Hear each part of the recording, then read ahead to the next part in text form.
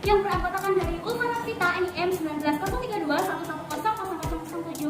Yang kedua ada Faidatul Nur Afifa NIM 1903211000037 akan menyampaikan materi mengenai alat analisis resiko. Bagaimana materinya? Yuk simak video berikut ini. Baik, langsung saja ke materi yang pertama, yaitu mengenai pengertian dan tujuan alat analisis resiko Fishbone. Pengertian alat analisis resiko Fishbone atau diagram Fishbone merupakan salah satu metode atau tool yang berfungsi untuk meningkatkan kualitas. Diagram Fishbone ini juga disebut sebagai suatu diagram sebab akibat atau cause effect, di mana diagram ini menggunakan data verbal atau data kualitatif. Nah, tujuan dari Fishbone atau diagram tulang ikan ini untuk mengidentifikasi atau mengorganisasi beberapa penyebab yang akan timbul dari suatu efek spesifik dan kemudian memisah dari akar penyebabnya.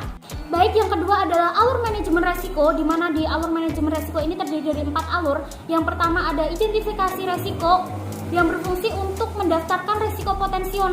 Yang kedua adalah analisis resiko yang berfungsi untuk mendaftarkan prioritas resiko. Ada perencanaan resiko yang berfungsi untuk menghindari resiko dan rencana kontingensi. Dan yang keempat ada pengawasan resiko yang berfungsi untuk menulis daftar resiko potensial.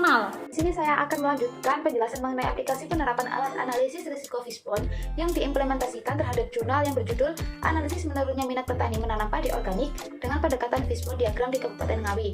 Dalam jurnal tersebut menyatakan bahwa faktor penyebab menurunnya minat petani menanam padi organik yaitu manusia, bahan baku, metode kerja, lingkungan kerja, serta metode pemasaran. Permasalahan tersebut dapat diimplementasikan pada diagram Fishbone berikut ini. Dari permasalahan di atas dapat ditarik tindakan penyelesaian dengan menggunakan 5W1H yang terdiri dari faktor penyebab yang pertama yaitu manusia. Permasalahan yang terjadi adalah kebiasaan petani dengan budidaya padi konvensional. Tindakan penyelesaiannya adalah petani lebih diberi pengertian mengenai visi dan misi dari budidaya padi organik, yaitu mengenai kesadaran lingkungan secara perlahan sehingga petani menanam padi organik. Kemudian faktor penyebab yang kedua adalah bahan baku. Permasalahan yang terjadi adalah harga pupuk mahal. Tindakan penyelesaiannya adalah meningkatkan jumlah subsidi pupuk.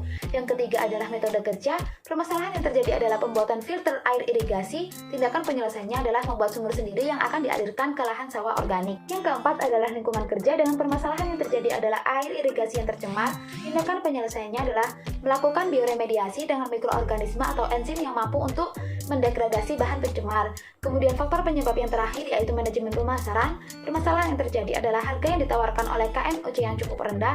Kemudian tindakan penyelesaiannya adalah penentuan harga hendaknya menyesuaikan harga beras organik di pasaran sehingga bersifat meningkatkan kesejahteraan petani. Sekian dari kelompok kami. Apabila terdapat kesalahan maupun kekurangan, mohon maaf yang sebesar-besarnya. Wassalamualaikum warahmatullahi wabarakatuh.